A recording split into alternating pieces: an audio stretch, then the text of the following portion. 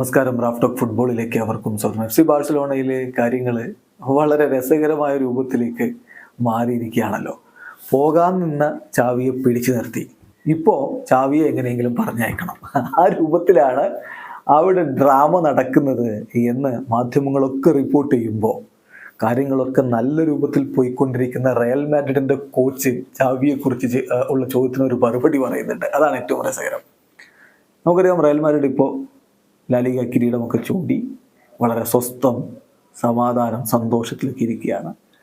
ഇനി അവർക്ക് ആ ലക്ഷ്യമുണ്ട്. യുവേഫ ചാമ്പ്യൻസ് ലീഗിൽ കിരീടം ചൂടണം. അതിനുള്ള പ്രാക്ടീസൊക്കെ ആയിട്ട് വേണമെങ്കിൽ ഇനിയുള്ള 2 കളികളെ കാണാം. അതിനുവേണ്ടി ടീമിൽ ഷഫ്ലിങ്ങിനൊക്കെ സാധ്യതയുണ്ട്.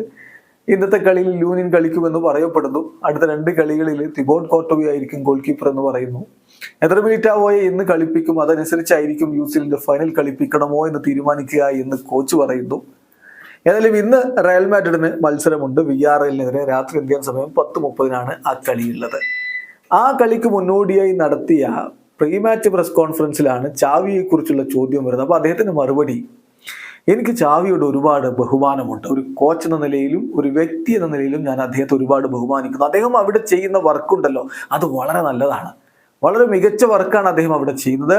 അദ്ദേഹത്തിന് ഭാവിയിലേക്കുള്ള എല്ലാ ഭാവുകങ്ങളും ഞാൻ നേരുകയാണ് എന്നാണ് ഇപ്പോൾ കാർലോ ആഞ്ചലോട്ടി പറഞ്ഞിരിക്കുന്നത്. I have a lot of respect for Xavi as a coach and as a person.